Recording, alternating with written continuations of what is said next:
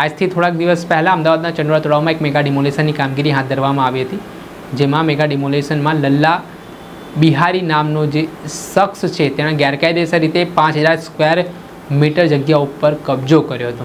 એટલું જ નહીં, 1.5 લાખ સ્ક્વેર મીટર ઉપર જે ગેરકાયદેસર બાંધકામો હતા તે તોડી પાડવામાં આવ્યા હતા અને અત્યાર સુધી અમદાવાદ મ્યુનિસિપલ કોર્પોરેશનનો ઇતિહાસનો સૌથી મોટું ડિમોલેશન માનવામાં આવી રહ્યું છે.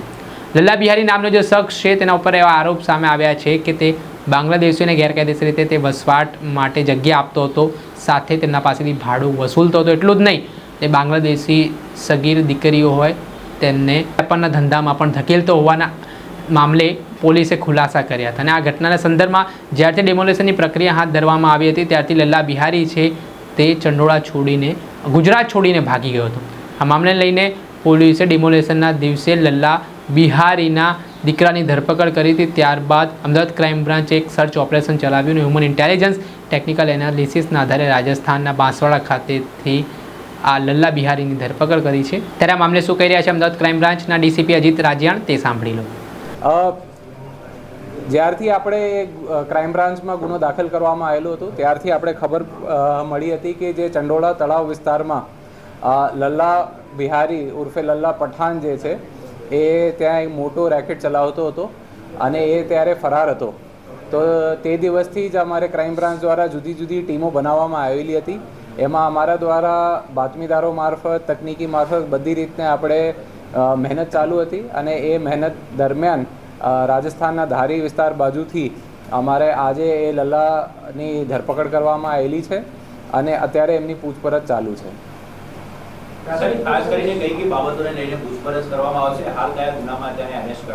એ જે આપણે ખોટા ડોક્યુમેન્ટ બનાવીને જે આધારે બીજા ડોક્યુમેન્ટ કઢાવવામાં આવતા હોય છે અને અમુક ઘૂસણખોરોનો જે એમનો સમર્થન આપવામાં આવતો હોય છે અને ત્યાં જે વિસ્તાર ઉપર આપ સૌ જોઈ ચૂક્યા છો કે જે તળાવ મૂળ પાણીના વિસ્તાર હતા એમાં આપણે કાઠમાળ નાખીને, માટી નાખીને જે દબાણ કરવામાં આવેલું હતું અને એ ઉપર જુદા જુદા ઝોપડા, રિઝોર્ટ, પાર્કિંગ વગેરે બનાવવામાં આવેલું હતું અને એ કઈ રીતે એમનો આર્થિક લાભ મેળવેલ છે અને આર્થિક લાભ એમને ક્યાં ક્યાં વાપર્યા છે એ મુદ્દા ઉપર તપાસ કરવામાં આવશે.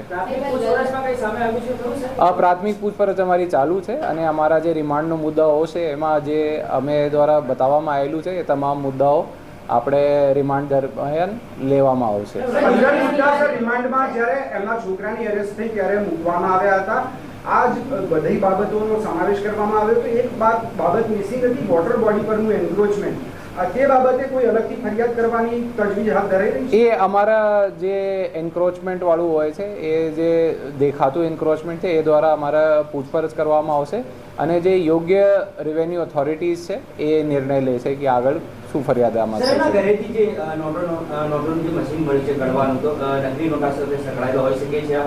નકલી નોટ અત્યાર સુધી આપણે નથી મળ્યા.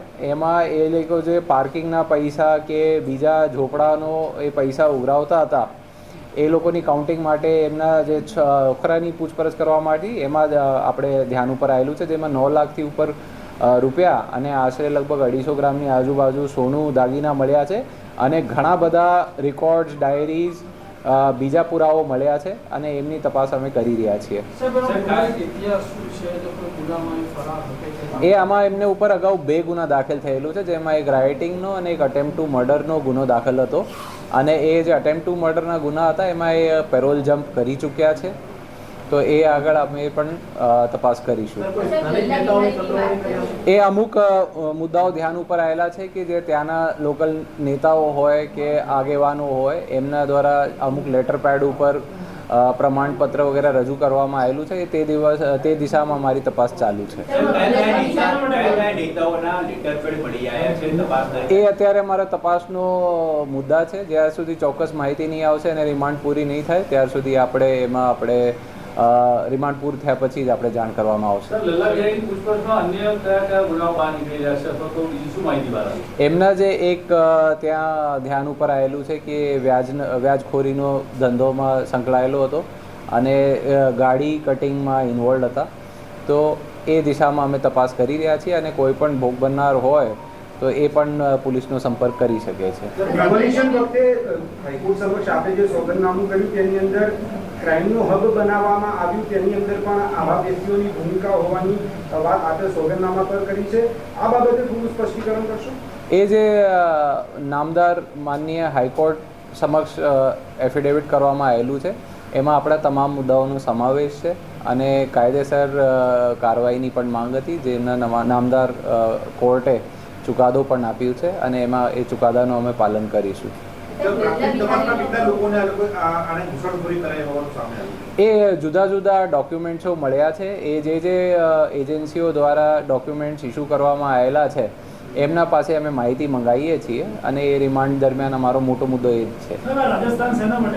એ રાજસ્થાન માટે સંતાડવા ગયેલા હતા. એમને મૂળ જવું હતો યુપી. એ મૂળ એમના જન્મ થયેલા છે કાસગંજ, ઉત્તર પ્રદેશનો જન્મ થયેલો છે અને તે વિસ્તારમાં પણ એમની સારી પકડ છે. તો એ જ્યારે એમને ખબર પડી કે ગુનો દાખલ થઈ ગયું છે, પોલીસની કાર્યવાહી થવાની છે, ત્યારથી એ ભાગતો ફરતો હતો અને રાજસ્થાનમાં એ સંતાડેલો હતો અને આગળ એમને યુપી સુધી જવું હતું. એ આશરે લગભગ 16 થી 17 વર્ષ અમદાવાદમાં આવેલા છે એવું આપણે ધ્યાન ઉપર આવેલું છે. એમની અમે ચકાસણી કરીએ છીએ.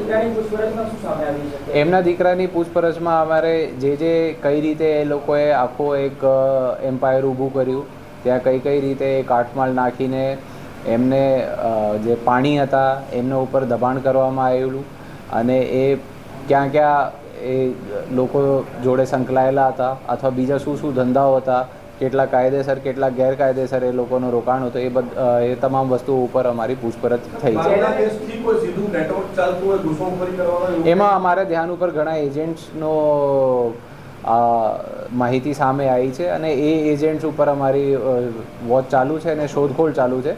એમાં જ્યારે જે એજન્ટ્સ મળશે એમની પૂછપરછમાં જે કંઈ સામે આવશે તો એ આધારે અમે પગલાં લઈશું.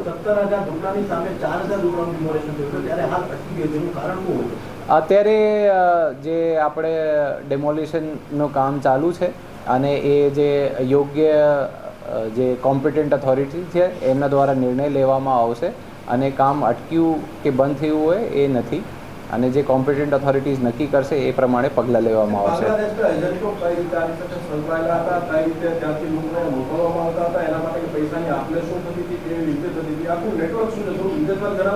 એમને જે પ્રાથમિક ધ્યાન આવેલું છે કે ચંડોળા તળાવ વિસ્તારમાં ઘણા બધા જે એજન્ટ હતા એમાં મુખ્ય ક્રાઇમ બ્રાન્ચ દ્વારા ગયા વર્ષમાં લગભગ ઓક્ટોબરમાં ફોર્સ ડોક્યુમેન્ટ્સ કેસ કરવામાં આવેલું હતું. એમાં અમારા સમક્ષ આવ્યું હતું કે અમુક એજન્ટ્સ છે એ અમુક બાંગ્લાદેશના લોકો સાથે સંકળાયેલા છે. એ લોકો ત્યાંથી નક્કી કરતા હોય છે કે કયા લોકોનો કેવી રીતે ઇન્ડિયામાં લાવવું છે અને કોના સંપર્ક કરાવવું છે.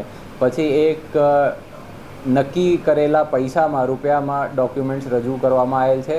એમાં ભાડા કરારોનો અને અથવા જે અમુક લેટર પેડ વગેરે હોય એમને ઉપર પ્રમાણપત્ર આપવામાં આવતા હોય છે અને એ આધારે બીજા ડોક્યુમેન્ટ કઢાવવામાં આવતા હોય છે જે ખોટી રીતે ડોક્યુમેન્ટ કઢાવવામાં આવેલું છે. દર્શક મિત્રો, એન કવરેજ ન્યૂઝને આપ લાઇક કરી લો, સબસ્ક્રાઇબ કરી લો અને શેર કરવાનું ભૂલતા નહીં.